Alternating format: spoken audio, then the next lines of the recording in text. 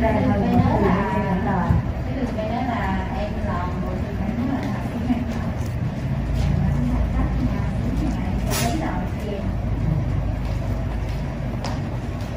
Ở đây cái cảnh cách nhận cái lòng áo. Người ta thử á, người ta có lòng cái này á, người ta lòng không người đó thái nam nữa, nam là làm sáng cũng đẹp tùy theo kiểu gì thôi. Đi thấy cái trời ơi, còn cái môn đây đó là hầu môn chị ra được mà chị còn là cỡ bao nhiêu chị trình chị tranh thủ giờ chị đi.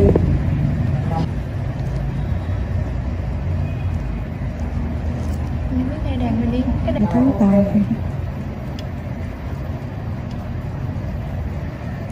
mà ví dụ như buổi sáng có gì mà buổi sáng là bình thường em biết là buổi chiều hay là đâu để chị suy xét được cái dụ như là thì cũng 9 giờ được không?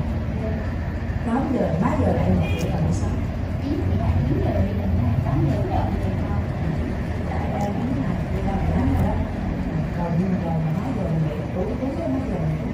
6 giờ đi.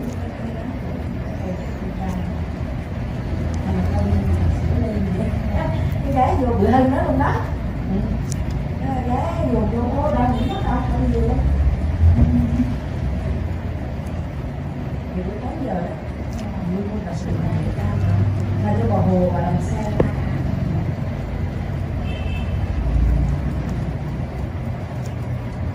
Chứ là chị làm Nó đứng vào nhiều này.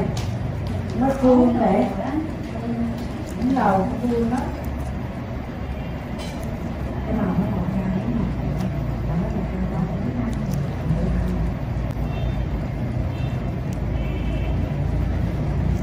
Đây ví dụ như cái đây còn 2 tháng một cái nào khác không vấn đề 2 tháng qua cũng là đụng nó xa do có màu là không có hát không lên nào chỉ cần là hát sẵn ở đây là chị hỏi chị cái tưởng là cái mâu bằng không hay họ với tại không đất hạ ham khóc một cái sao rồi không nói y như là chị luôn hỏi chính thì nó được tiền ai đó cái không chị thắc mắc một nó không là sao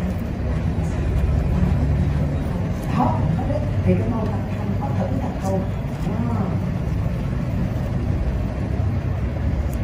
nói gì đây cũng là làm cái làm chạm làm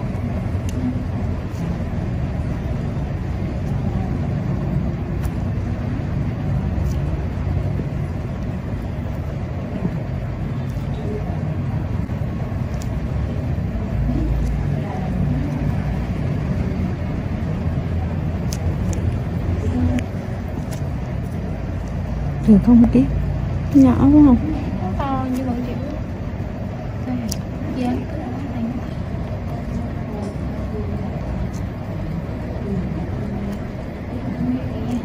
Kiểu như cái nhà hàng cô nén mã thì cái mình không có dám làm mạnh á, mạnh sợ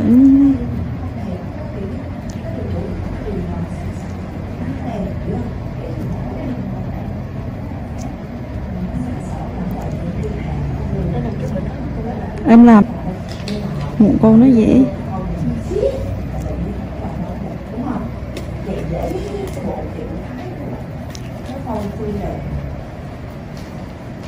Tôi đúng rồi mà hình như là bánh xe mà đậu tôm nhưng mà không thì thấy không đậu tôm đó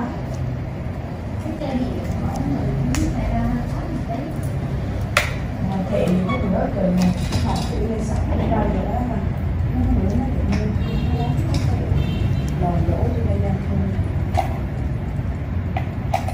ở đây rồi cái đó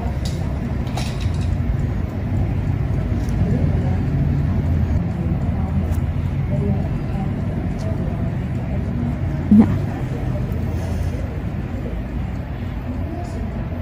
Cái video nó xáo à rằng này à.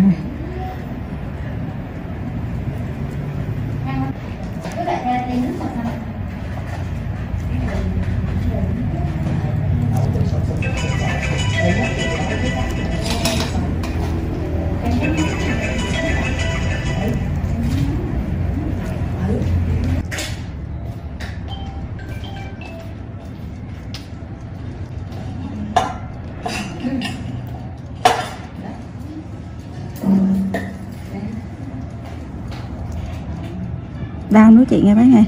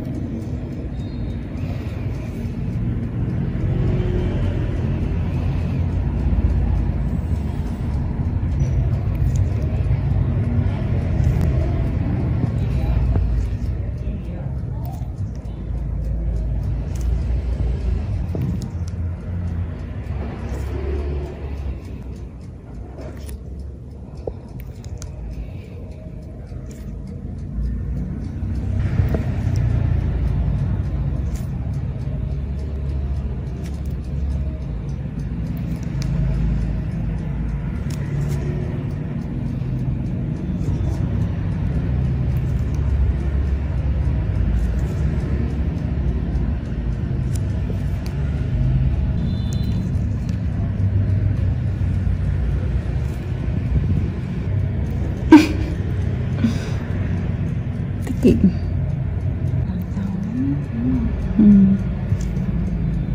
Hồi trước gì cũng bán thiệt đẹp. Số cha chẳng còn. Số hả? Thì đây sao nó số.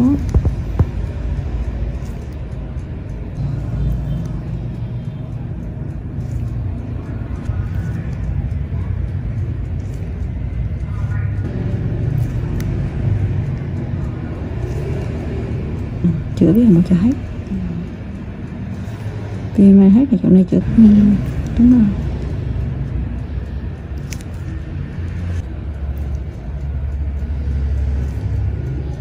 Là 98 phút cái ghép một cái này. Không, biết làm cho xong đây đâu.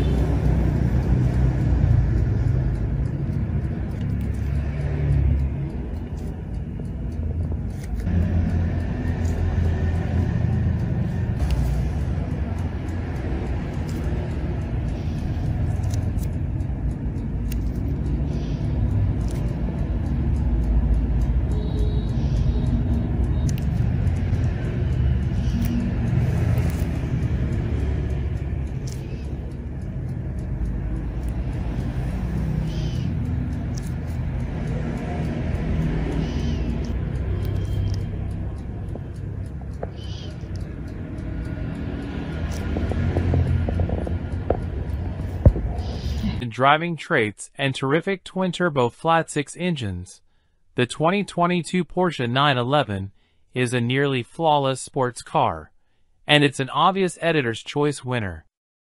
Apart from being too expensive for most enthusiasts, Porsche's iconic 2+2-seater is as immersive as it is versatile.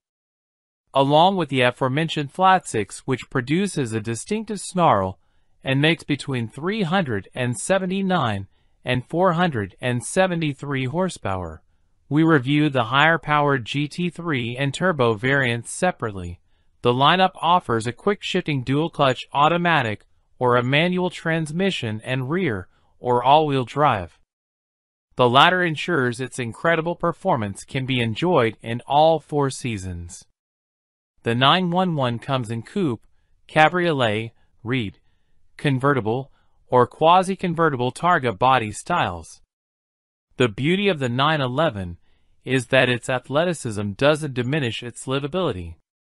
Its ride is surprisingly civil considering its cornering limits and race car-like steering feel. Its interior is roomy up front and can be lavishly appointed. And its driver is treated to a satisfyingly low seating position, but also excellent outward visibility. What's new for 2022? For 2022, the GTS trim level joins the 911 family. Along with a 473 horsepower version of the lineup's ubiquitous twin-turbo flat-six, it's available with an 8-speed automatic or 7-speed manual transmission and rear or all-wheel drive. The GTS is offered in all 3 body styles, too. Its most notable features include a specially tuned suspension, as well as 20-inch front and 21-inch rear wheels with black center locks, as seen on the 911 Turbo. Likewise, the GTS inherits larger iron brake rotors from the top-tier Turbo. There's also a lightweight package that removes the rear seats and adds carbon fiber front buckets, lighter glass, and a rear-wheel steering system. The 2022 911 receives Porsche's latest infotainment software, including new features such as Android Auto. To celebrate 50 years of Porsche design, a limited number, 750, of Special Edition 911 Targas will be offered. Based on our experience with myriad 911 models, we can confidently recommend the Carrera S. It boasts 64 horses more than the standard Carrera, and we'd be happy with either the engaging manual transmission or the snappier dual-clutch automatic. Those who want to enjoy their 911 year-round, but have to deal with slippery winter conditions can add all-wheel drive for $7,300 if you feel 4 winter tires aren't enough. We're content with the coupe body style, especially since the Cabriolet costs almost $13,000 more. We'd also opt for the Sport Chrono package that adds launch control, additional drive modes, and more. The Sport Seats Plus provide more supportive front buckets, and the Sport package adds a lowered suspension and a louder exhaust system. Our selection of upgrades would conclude with ventilated front seat cushions, passive entry, a heated multifunction GT steering wheel, and Porsche's Dynamic Light System Plus that features automatic high beams and headlights that swivel in the direction the front tires are pointed. We'd also recommend taking advantage of the Porsche Experience Center. For $395, plus a $50 damage waiver fee, you will be received coaching and track time in your new Porsche at either the Atlanta or Los Angeles location. If you don't live in those areas, you can travel and book time in one of Porsche's vehicles instead. Prices for those experiences range from as low as $400 to as high as $900 depending on location and model, engine, transmission, and performance. Mounted in the rear of the 911 is a twin-turbo 3.0-liter flat six-cylinder engine. The base Carrera has 379 horsepower, the S pumps out 443 ponies, and the GTS generates 473 horses. While every model comes standard with a ridiculously quick-shifting 8-speed automatic transmission, a sweet 7-speed manual is offered on the S and GTS. The Coupe and Cabriolet have standard rear-wheel drive, but they can be fitted with all-wheel drive for four-season, high-performance driving. The Targa is all-wheel drive only. We've tested the base Carrera as well as several variations of the more powerful Carrera S, which proved its prowess at the racetrack and its incredible traction in adverse weather conditions. No matter the application, every 911 has astonishing acceleration, especially when the gleefully good launch control is utilized. At our test track, the GTS model bolted to 60 miles per hour in just 2.8 seconds when equipped with the 8-speed automatic. With the 7-speed manual, the 911 GTS delivered a slightly slower 3.2-second result in the same test.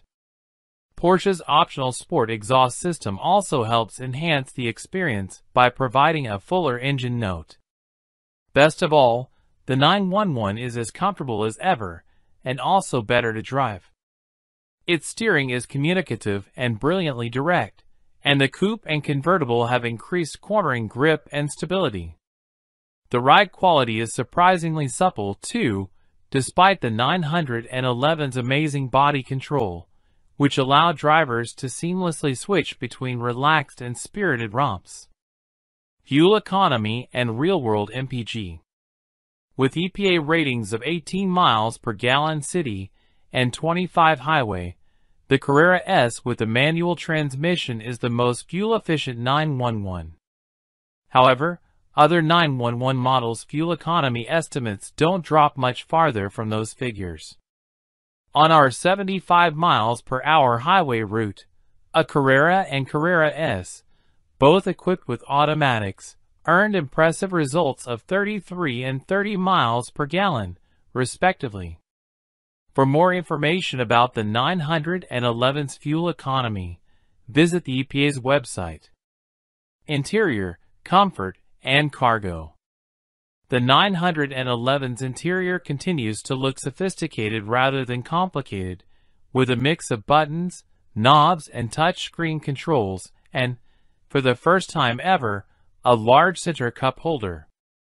The gauge cluster also deviates from history, ditching the mainly analog instruments for mostly digital ones.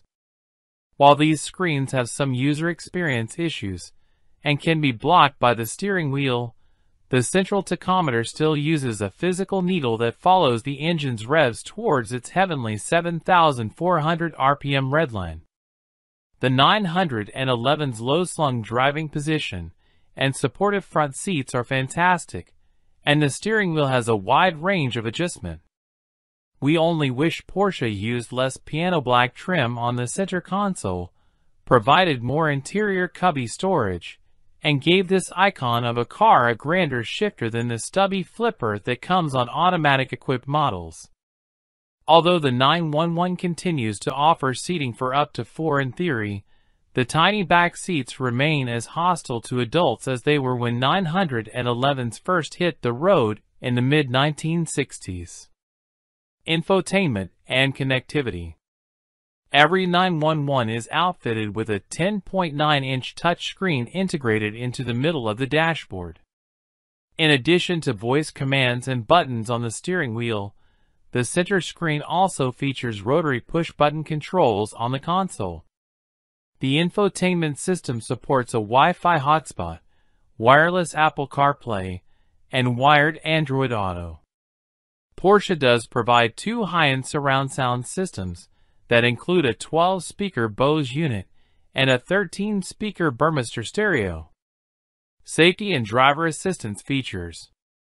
The 911 is available with myriad driver assistance technologies, including desirable options such as automatic high beams, blind spot monitoring, and even night vision. For more information about the 911's crash test results, visit the National Highway Traffic Safety Administration, NHTSA, and Insurance Institute for Highway Safety, IHS, websites. Key safety features include standard forward collision warning and automated emergency braking, available lane departure warning and lane keeping assist, available adaptive cruise control, warranty and maintenance coverage. Porsche's warranty coverage is standard for the segment, with a first maintenance visit covered free of charge. However, rivals such as the Jaguar F-Type offer more value by covering maintenance for up to 5 years. Limited warranty covers 4 years or 50,000 miles. Powertrain warranty covers 4 years or 50,000 miles. Complimentary maintenance is covered for 1 year or 10,000 miles. Hello, welcome to NT Car Reviews channel. 2022 BMW X3 xDrive 30i. Apparently Goldauction is German for Goldilocks, but you could do worse than new 2022 BMW X3. It's roomier than the small, sporty X1, but not as large or expensive as the X5. There's a reason X3s are the best-selling BMW. In some years, they're not just the best-selling SUV, but these bad boys have also been known to outsell the ever-popular 3 Series sedans. We spent a year in the X5, and were suitably impressed by its 3.0-liter turbocharged 6-cylinder and technology offerings. The X3 has the smaller engine and most of the tech. Can it deliver similar results?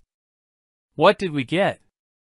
We got a 2022 BMW X3 xDrive 30i 5-seater SUV with a starting MSRP of $45,700.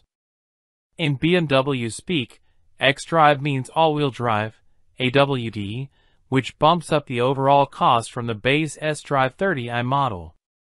The 30i I reference is the entry-level engine.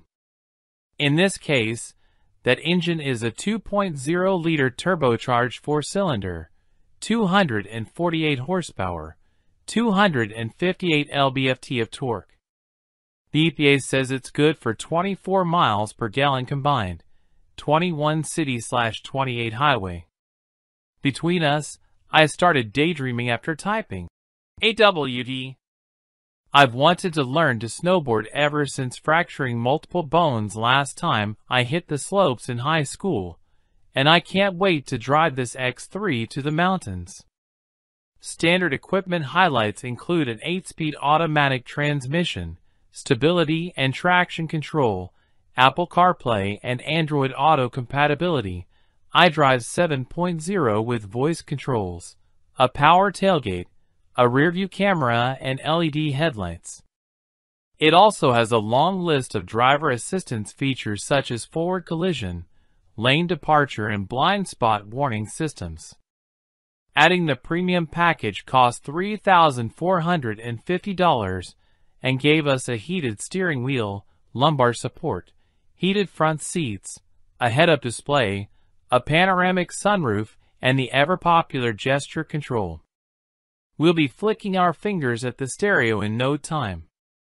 I'm told Tanzanite Blue 2 Metallic is named for the gemstone found only in Tanzania. Choosing this radiant color tacked on another $1,500. The microchip shortage led BMW to delete both the BMW digital key and passenger lumbar support. Those features, though dearly missed, saved us $80 and $175, respectively. The destination charge, however, tacked on $995, bringing our total to $51,390. Why did we get it? The X5 really impressed the Edmunds staff. Getting a chance to drive it's more popular and more economical, yes, it's still a BMW. You don't have to tell me. Sibling is an intriguing proposition. This is the best-selling vehicle BMW produces, better than both the X5 and 3 Series sedan. If we need another reason, well, we haven't had one in our long-term test fleet since the 2012 model year. We're talking Heat Thunder NBA Finals, which I hate to mention was a literal decade ago now. So follow us on our 12-month test drive of BMW's latest offering in the small luxury SUV segment. We'll see how the X3 xDrive 30i stacks up against other trim levels like the rear-wheel drive X3 xDrive 30i or high-performance X3 M40i. We also look forward to comparing it to its top rivals, Audi Q5, Acura RDX, Genesis GV70, Mercedes-Benz GLC, and Porsche Macan. Of course, there will also be plenty of feedback from our daily routines. We smashed our previous fuel economy records thanks to a long road trip. File under EPA SHMEPA. That's 31.7 miles per gallon at the pump from DuPont, Washington, 92 octane. I will note for science, to Redding, California, average speed 70.5 miles per hour. EPA says 28 highway for X3 2.0 AWD. Check out that range, 539.8 miles. Diesel who? Josh Sadlier, Director, Content. Another note for my LA to Seattle Odyssey in the X3, cranking up the average speed to 75.8 miles per hour thanks to higher speed limits on I-5. I still saw 29.2 miles per gallon at the pump over the course of 452 miles. Again, the EPA says 28 miles per gallon highway for this thing. It's quite remarkable that I did better than that at 76 miles per hour. BMW still got that special sauce in the engine room. Josh Sadlier, Director, Content. How's the fuel economy 10,000 miles in? Overall, not bad. We're right at the EPA estimated number. Here's what one of our contributors had to say. I had a trip from LA to Santa Barbara to Paso Robles and snagged the X3. Upon returning, I logged 438.9 miles and needed 16.327 gallons to top off the tank. That figures out to 26.9 miles per gallon. The EPA estimates highway mileage at 28 miles per gallon, which would seem plausible if traffic were flowing at 65 miles per hour and there were no steep grades to climb. Overall, it's a solid SUV for road trips, but it'd be a lot better if it had adaptive cruise control.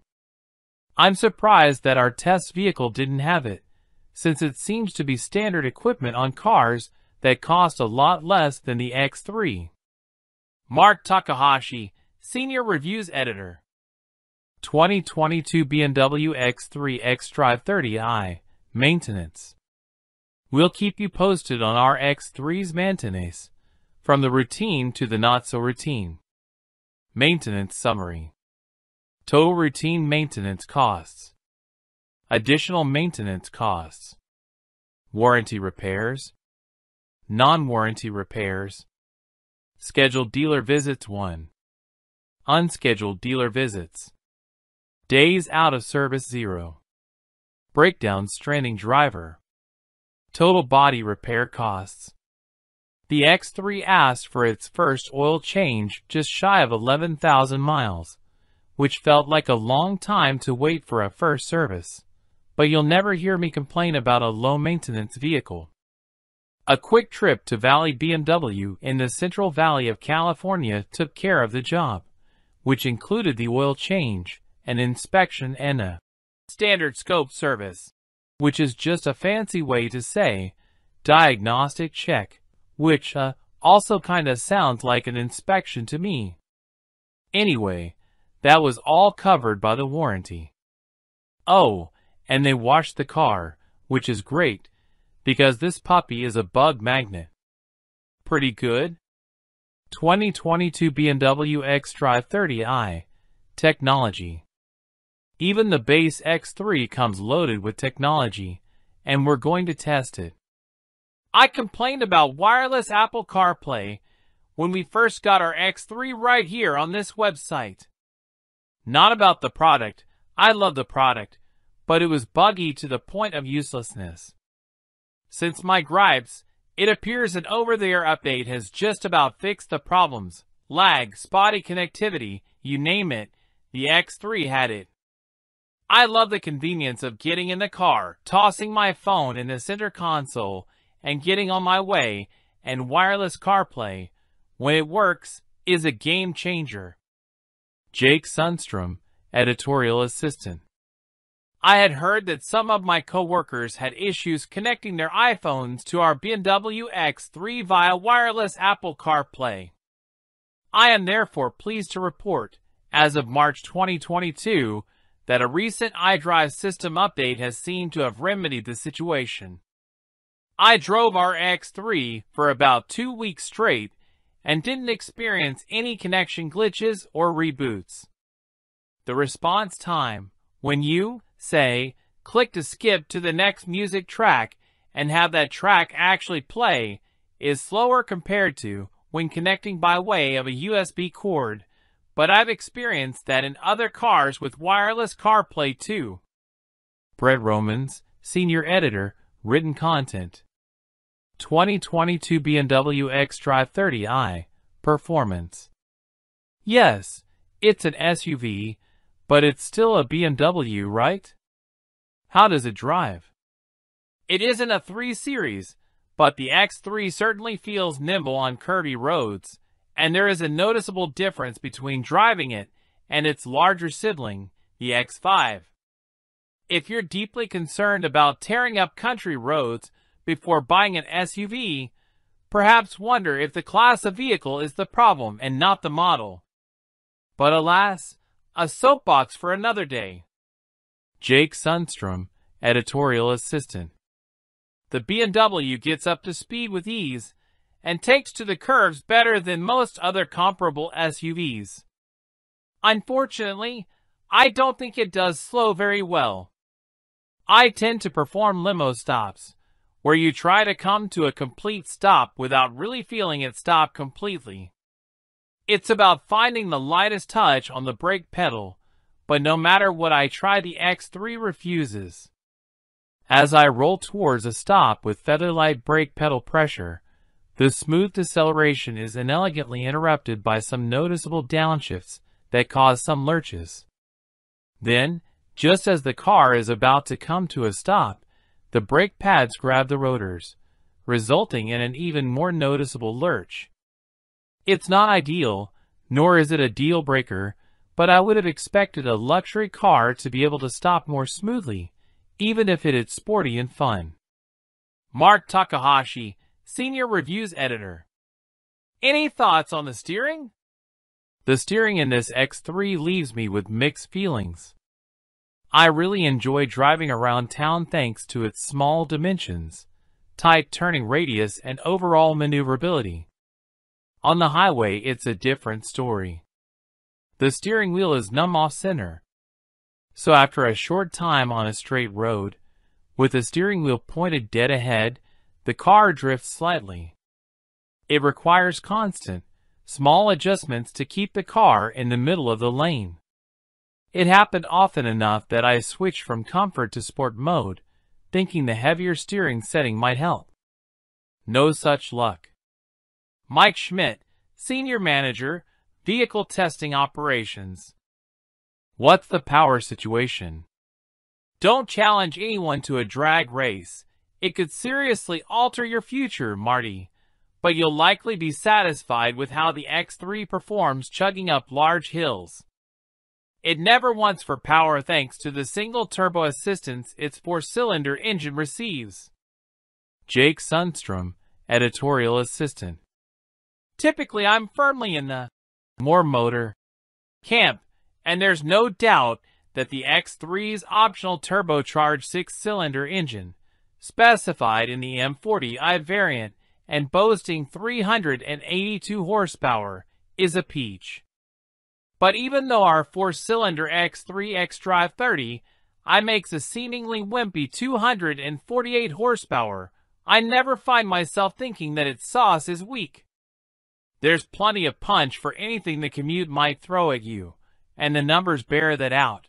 At our test track, the X3 sprinted to 60 miles per hour in a satisfyingly swift 6.2 seconds. What's more, the refinement of this powertrain is top-notch. I'd love to have an M40i, but the xDrive 30i is no slouch. Oh, I forgot to add, sport mode. Always sport mode. It's the first thing I press after the start button. In sport mode, the X3 is alive and engaged. Until you press that button, though, it's not ready to rock. Josh Sadlier, Director, Content Strategy. 2022 BMW xDrive 30i, Comfort. The X3 tries to split the gap between sporty and comfortable.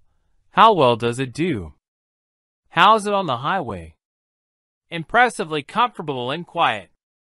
It probably helps that we've got the most relaxed X3 spec possible, which is the xDrive 30i with the standard, non-sport, suspension and the regular 19-inch wheels. The optional 20 or 21-inch wheels are fancier, but have shorter tire sidewalls, so there's less cushion. This combo easily smooths out ruts and bumps on the road. And there's not much wind noise or tire noise. That combo makes our X3 a pleasing companion on a long drive. Brett Romans, Senior Editor, Written Content. Spending more than 5 hours driving to and from San Diego over the past weekend crystallized my disappointment in the X3's lack of adaptive cruise control. You may recall our fully loaded Kia Sorento, despite its flaws, came with ACC, making it a superstar when it came to road trip and high-traffic environments. It's one thing I find lacking on an otherwise very capable SUV. Jake Sundstrom, Editor, CarMax. How about around town? the BMW gets up to speed with ease and takes to the curves better than most other comparable SUVs. Unfortunately, I don't think it does slow very well. I tend to perform limo stops, where you try to come to a complete stop without really feeling it stop completely. It's about finding the lightest touch on the brake pedal. But no matter what I try, the X3 refuses.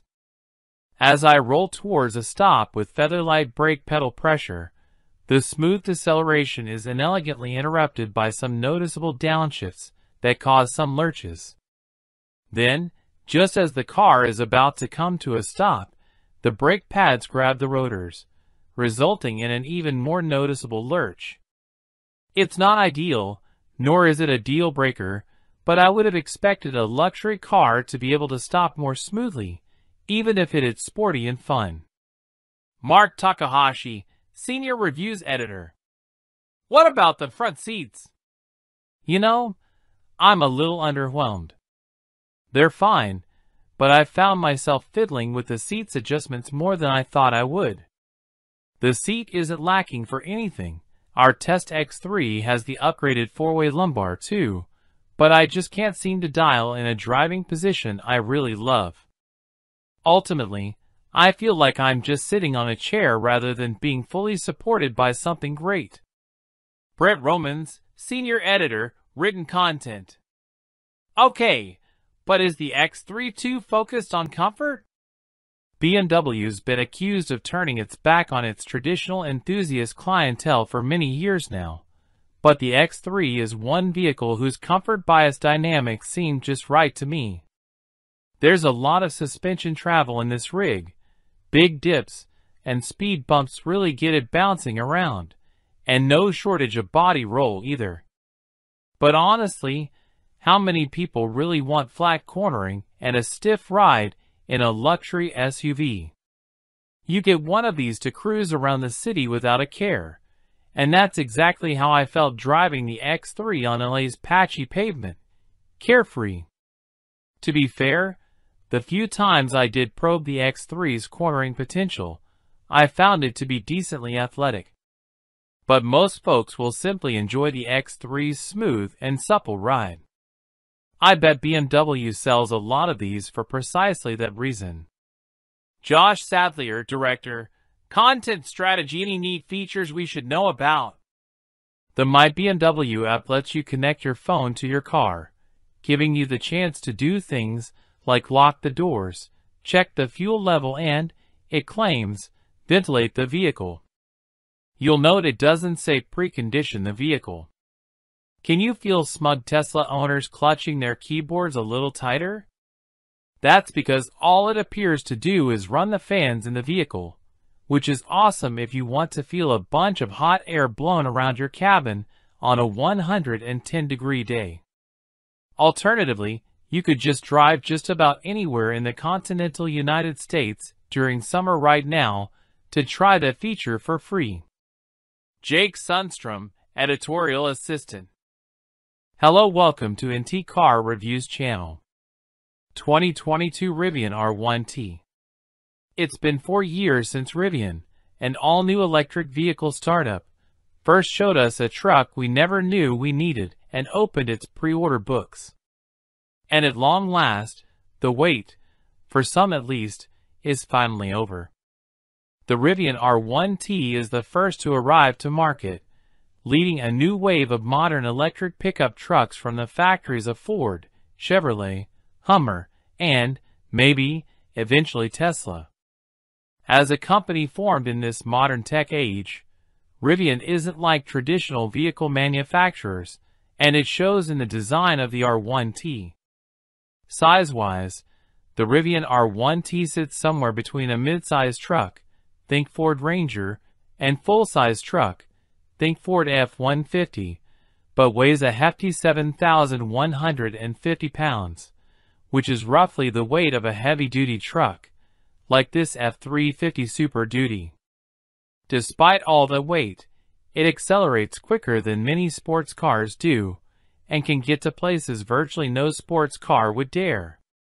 To date, it's the best handling truck we've driven too, and that's made possible with the help of the R1T's standard adjustable air suspension. It can raise and lower the entire body by as much as 6.5 inches, perfect for clearing rocks and fording streams off-road, or for hunkering down like a lowrider to turn a corner on road. Its incredible versatility doesn't end there. An innovative gear tunnel between the truck bed and passenger cabin provides a ton of storage, 11.7 cubic feet. An immense front trunk, 11.1 cubic feet, takes the place of where an engine would sit, instead offering heaps of grocery space. And if you want to do actual truck things, the bed has a hefty payload capacity of 1,760 pounds, and you can tow up to 11,000 pounds. As cool and impressive as any of these numbers are, we want to know if this truck can actually deliver when put to the test. Which tests? All the tests. So we bought one, and we'll do with it what we please. Did we mention we have Ford F-150 Lightning on order for our long-term test fleet too? What did we get? If you were one of the 90K plus hand raisers to plunk down an early deposit for a spot in the Rivian R1T production queue, then you'd be getting a Launch Edition R1T.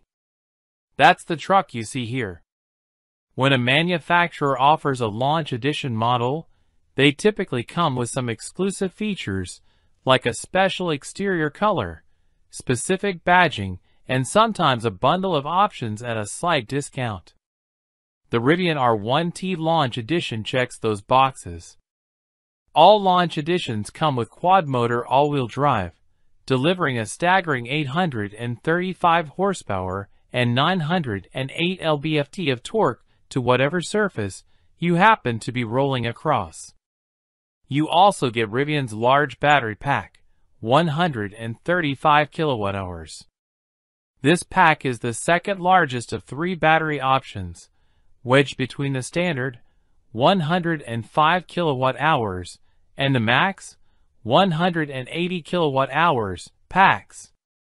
The large pack battery is said to deliver 314 miles of range on a single charge, according to EPA estimates.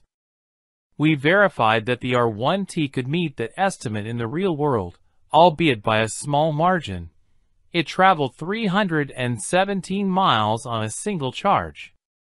Those 317 miles were on a truck wearing the standard 21-inch wheels and all-season tires. With the Launch Edition, we were able to select upgraded wheels and tires at no additional cost, but doing so would cost us some range, theoretically. We went with the 20-inch wheels and chunkier, off-road-oriented all-terrain tires, which Rivian estimates would reduce our total range by 40 miles.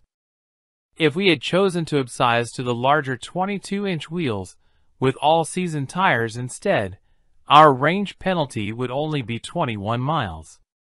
The Launch Edition also comes standard with the Adventure package. This spruces up the interior with heated and cooled perforated vegan leather seats, beautiful natural grained ashwood trim, and a premium audio system by Meridian, replete with an uber-cool removable Bluetooth speaker that recharges when stowed in the center console.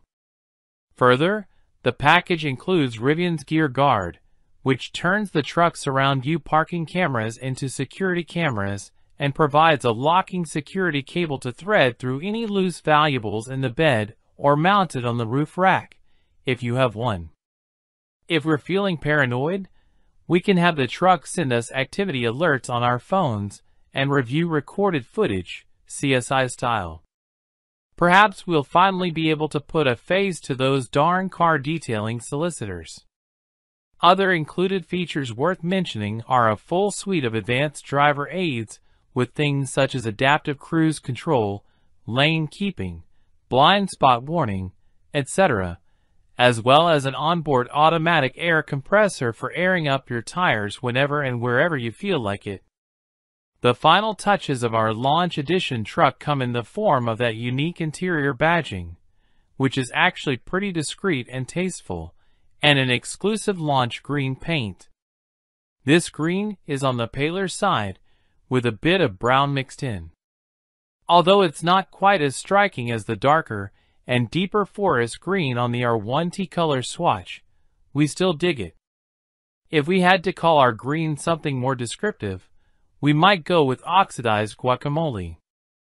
The only options we checked outside of our prefix $73,000 launch edition were the reinforced underbody shield, $2,000, and the all-weather floor mats, $175. This brought our grand total, before taxes, licensing fees, and federal incentives, to $76,250, including $1,075 destination. If you happen to miss the headline, Rivian raised prices earlier this year. So if you're thinking you'd want to spec out a truck just like ours, it will, unfortunately, cost quite a bit more. Here's a quick breakdown of our truck using today's pricing structure. Our R1T Adventure Package, $73,000. Quad Motor AWD, $6,000. Dual Motor AWD is now the new base offering. Large Pack, battery $6,000, required for any quad motor truck. Forest Green, $1,750. Any color other than LA Silver is extra. Oxidized guacamole unavailable. 20-inch wheels with all-terrain tires, $2,500. Reinforced underbody shield, $2,000. Power tonneau cover, $3,000. All-weather floor mats, $200. Yup, even these went up in price. Destination, $1,075. Total estimated price, $95,525. Since we ordered our Rivian R1T, prices have gone up roughly 25%. For launch edition owners looking to make a quick buck, that's a pretty decent return if they decide to offload to the highest bidder. We, on the other hand, don't have any plans on selling anytime soon. Why did we get it? The list of reasons why you wouldn't get a Rivian R1T is probably a lot easier to compile. It's kind of expensive, especially after the price hike in early 2022. It's a larger vehicle if you don't have a lot of space to park, and it's the first vehicle from an all-new, untested company. Those things aside, how in the world could we pass up owning something so frickin' cool? Could you? Real-world fuel economy. With electricity being so cheap compared to gas prices, especially now, it's easy to gloss over the efficiency of an electric vehicle. To date, the Rivian R1T is the least efficient EV we've tested, at least until the Hummer EV arrives, using double the amount of battery juice to travel 100 miles as a Tesla Model 3. That's not so surprising considering how much it weighs, the fact that it has 4 electric motors to feed, and that it's shaped, well, like a truck.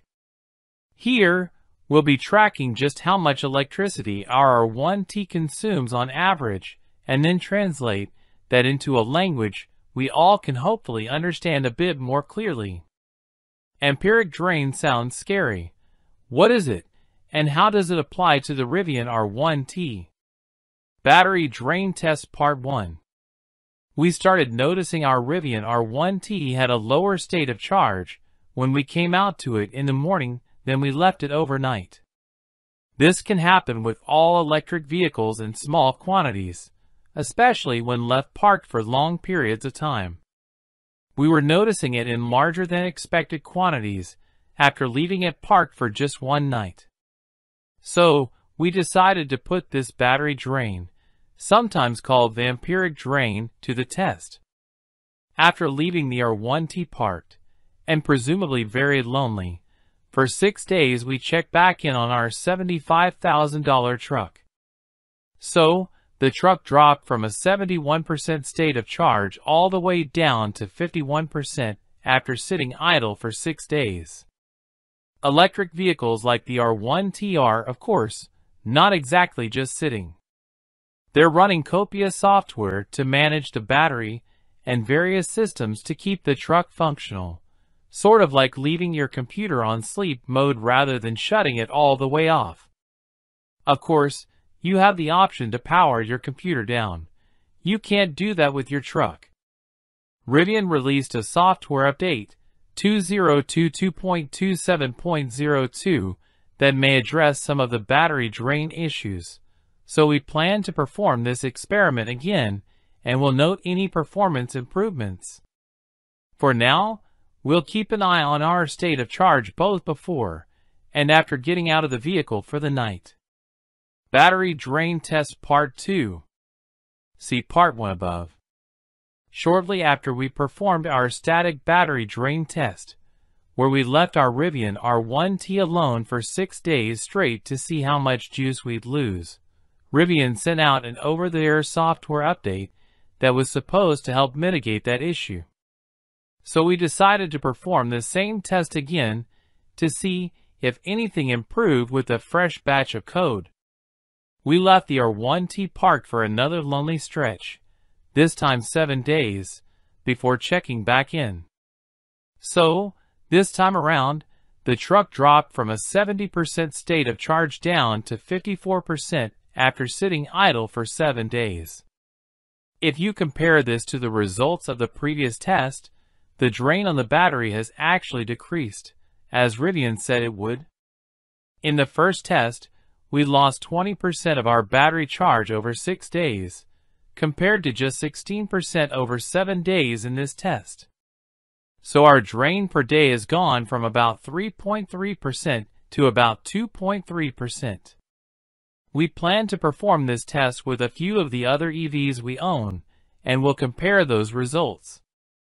An inefficient electric vehicle can create a unique set of hassles, senior video producer Doug Tyler found. This has been an experiment for me to see if an EV is doable for an apartment dweller with no home charger. There are lots of chargers nearby. I naively thought to myself, well, finding an open charger in Glendale/Burbank on Saturday for Labor Day weekend has been a fool's errand. Yes, I'm that fool. My whole afternoon is now being completely dominated. Finally found a charger, level 2 only, so excuse me while I go wander around in 105-degree heat for the next couple hours in order to gain 20 to 30 miles worth of battery. Does the range diminish the R1T's outdoor chops? Rivian markets the R1T as being an outdoorsy kind of vehicle, but I'm wondering how realistic it is to use an EV for off-road adventure. Here's an example. There's an off-road trail I'm familiar with. It's about 65 miles away from my house and is suitable for a day trip. If I fully charged our R1T at home, I'd have about 300 miles of range. That trail is up in the mountains, so figure maybe 100 miles of range expended to get to the trailhead. That would leave 200 miles or so for driving the trail and then getting home. There is a DC fast charging station along the route home, so I could use that to free up more range on the trail. It seems feasible. But I'm also a little chicken because I don't know how much range I'd use on the trail. Rivian's specific outdoor charging stations, the Adventure Network, seems like a cool idea, but as of October 2022, there are only 6 stations operating nationwide, 5 in California and 1 in Colorado. Hello, welcome to TB Car Reviews channel. 2023 Infiniti QX50. The 2023 Infiniti QX50 struggles against its luxury-grade classmates despite pleasant looks and stylish interior. Infiniti's compact SUV is compromised by a lackluster complex, variable compression turbocharged 4-cylinder, which fails to deliver the promised advantages in fuel economy or performance. Competitors with conventional turbocharged 4s such as the Audi Q5 and the BMW X3 xDrive 30 accelerate quicker and are equally parsimonious with fuel. Dynamically, the QX50 skews toward comfort rather than sportiness, which should be a non-issue for most buyers. What they get instead of athleticism and driver engagement are a smooth ride and a quiet cabin. The QX50 delivers stylish looks and an upscale interior ambience, but it lacks the substance needed to thrive against its top-ranked competitors. What's new for 2023? The 2023 QX50 carries over from the previous model year mostly unchanged, but a new Sport model replaces the essential trim in the middle of the lineup. The Sport name may be a bit of a misnomer since it adds no performance-enhancing features, but it looks sharp with gloss black exterior trim and dark-painted 20-inch wheels. The cabin gets semi-alane leather upholstery and a 12-speaker Bose stereo. The rest of the lineup benefits from a few new standard features: heated exterior mirrors, remote start, a wireless smartphone charging pad, among others, and all models now come with 3 years of complimentary scheduled maintenance. We think the new mid-level Sport is the best choice among the QX50's many trims as it comes with a decent amount of standard equipment, including a 360-degree camera system, heated and cooled front seats, in-dash navigation, interior ambient lighting, and more. Those who want all-wheel drive should expect to dole out another $2,000. Engine, transmission, and performance. Since its redesign for the 2019 model year, every QX50 has been powered by a turbocharged 4-cylinder engine that uses variable compression, called VC Turbo. The engine makes 268 horsepower and 280 pound-feet of torque and pairs with a continuously variable automatic transmission, CDT, that directs power to either the front or all 4 wheels. The engine seamlessly swaps between high compression during steady cruising and low compression during hard acceleration. While it never exhilarates when the pedal hits the metal, only those seeking a seriously quick crossover will be disappointed. Unfortunately, the engine is loud under heavy throttle, and the CVT makes this worse, especially around town. The Infiniti prioritizes comfort and luxury, with a compliant ride that is composed on rough roads and smooth on the highway. While the steering wheel provides little communication with the road surface, it has accurate reactions and light effort. Unfortunately, the Infiniti's soft brake pedal operates inconsistently. This leads to more than one shoddy stop in rush hour traffic, where the QX50's nose dives forward under heavy braking. Still, it only needed a competitive 164 feet to stop from 70 miles per hour in our emergency braking test. Fuel economy and real-world MPG. Despite a so-called revolutionary engine touted as maximizing both power and fuel economy, our test vehicle was less efficient than advertised during real-world testing. The front-wheel drive QX50 is rated at 23 miles per gallon city and 29 highway, while the all-wheel drive version has estimates of 22 miles per gallon city and 28 highway. All these estimates align with the similarly equipped BMW X3 and Volvo XC60, but that's disappointing when you consider the VC Turbo engine is intended to be more efficient than traditional alternatives. The last all-wheel drive QX50 we tested on our 75 miles per hour fuel economy route, part of our extensive testing regimen, fell short of its highway estimate and returned 27 miles per gallon in the real world. For more information about the QX50's fuel economy, visit the EPA's website. Interior, comfort, and cargo. Inside, the QX50 can be fitted with quilted leather seats, wood interior trim, and a faux suede headliner. However, These upscale appointments are available only on the most expensive model. Still, every QX50 has a comfortable and quiet cabin that includes a spacious second row with reclining seat backs that proved to be a highlight of the 2019 QX50 that we had in our long-term test fleet. The QX50 has 31 cubic feet behind the back seat and up to 65 cubes with the 60/40 split folding rear bench folded flat. We managed to fit 9 carry-on suitcases with the seats up and 22 with them down. Both results were 2 more than the X3 held. While our top-of-the-line test vehicle had the motion-activated power liftgate, none of the lower trims has this useful feature: infotainment and connectivity. The dual touchscreen infotainment system will bother some more than others. We also were annoyed that the heated steering wheel and custom drive mode settings are only accessible through this interface. While we appreciated the familiar volume knob, the rotary controller on the center console only operates the top screen. Every model has Android Auto, wireless Apple CarPlay, and a subscription-based Wi-Fi hotspot. Both 12 and 16 speaker Bose stereo systems are available, as is mobile Wi-Fi hotspot. Our test vehicle did have several power points, with 3 USB ports up front and multiple 12-volt outlets, including one in the cargo area. Safety and driver assistance features. Every QX50 has a host of standard driver assistance technology that includes lane departure warning and lane keeping assist.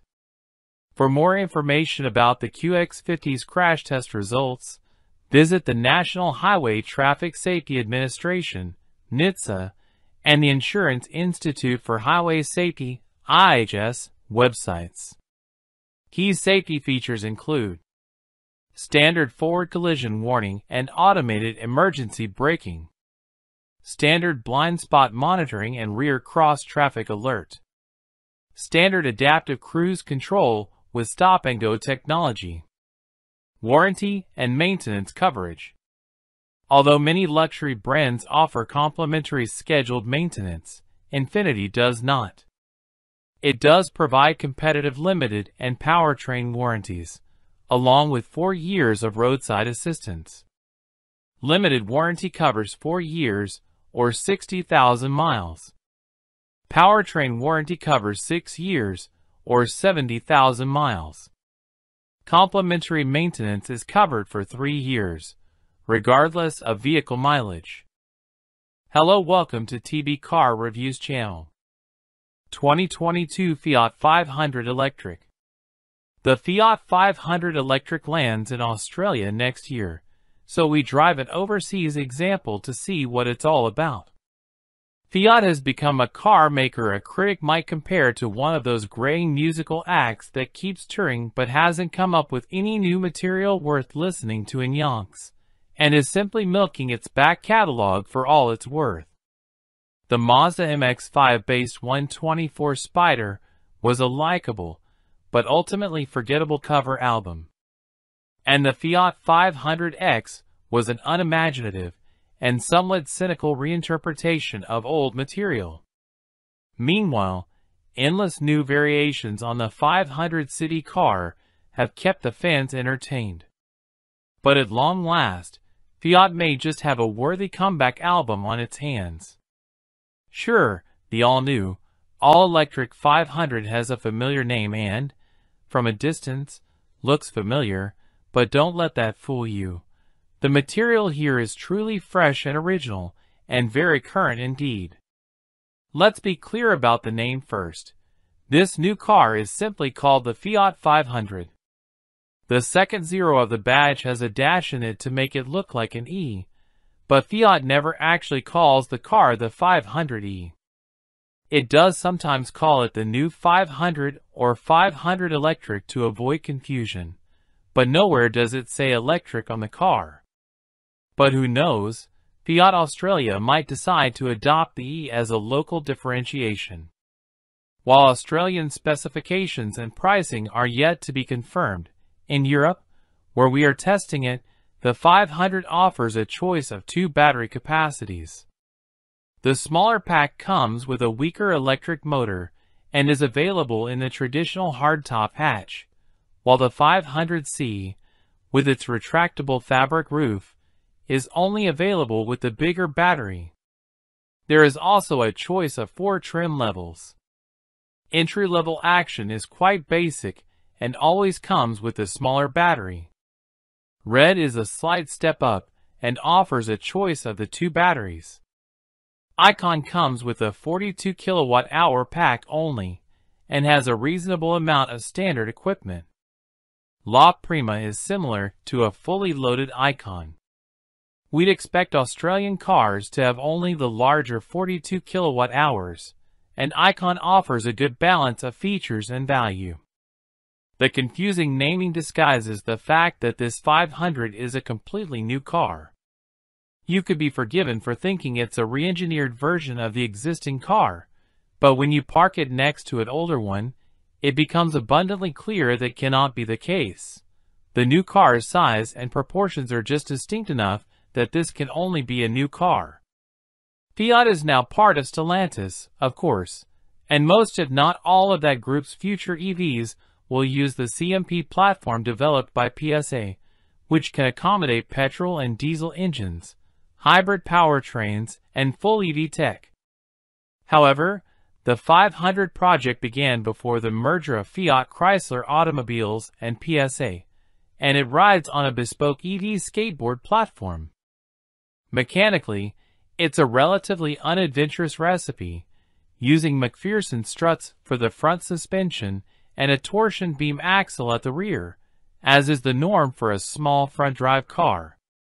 Not going with rear-wheel drive might seem like a missed opportunity given both the 500's history and the way the mass EV market is developing technically, but the traction benefits of RWD are limited in low-powered compact cars like this.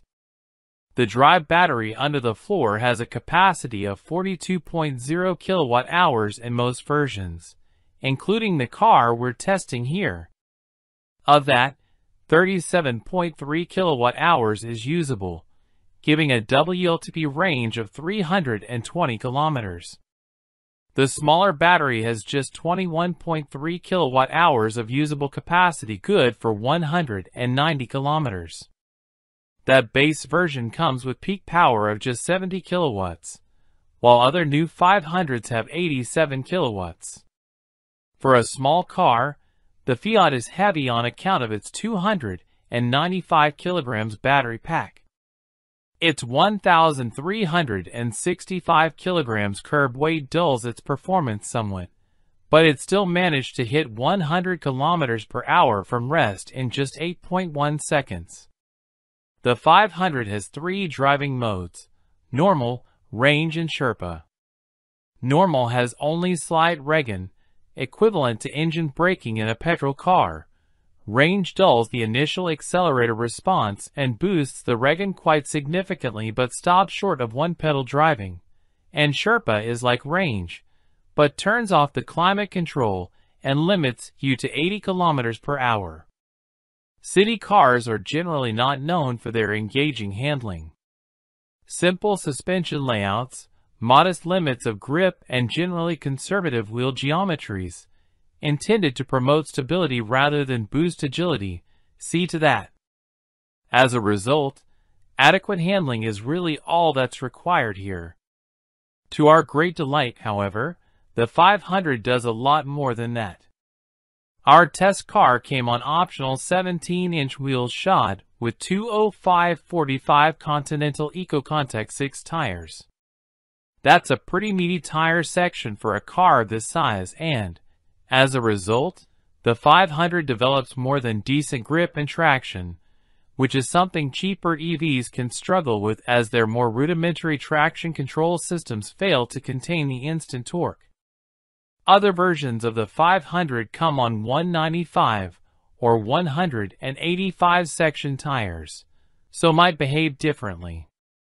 The car's suspension is quite stiff and allows very little roll through corners, so although the light steering transmits no tactile road feel, you can be confident in placing the Fiat when going through corners at speed.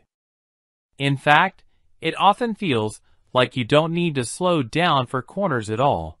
Just aim the car in and hang on, while the agility afforded by the short wheelbase ensures the chassis obeys your instruction in a way that is a bit reminiscent of an original Mini.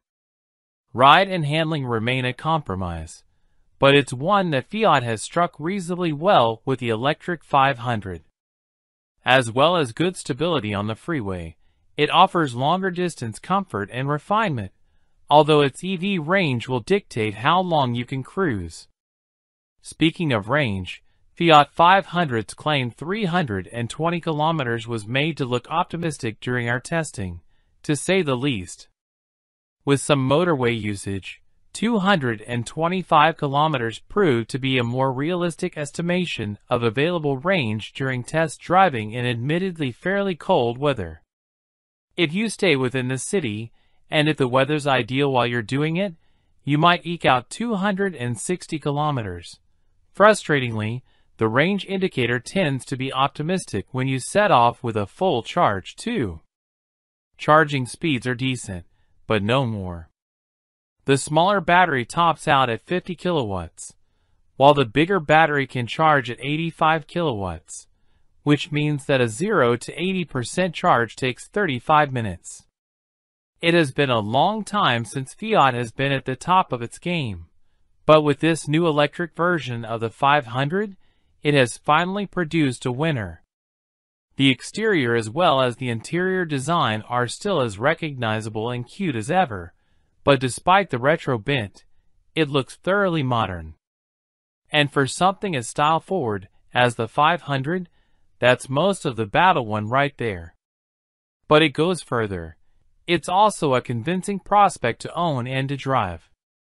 There are EVs with more power and more range, but the 500 isn't entirely left behind on that score, and thanks to its tiny dimensions and tight turning circle, it fulfills its primary purpose as a city car too. Although it can't completely cover its city car routes, the Fiat is remarkably good to drive when you venture out onto the open road.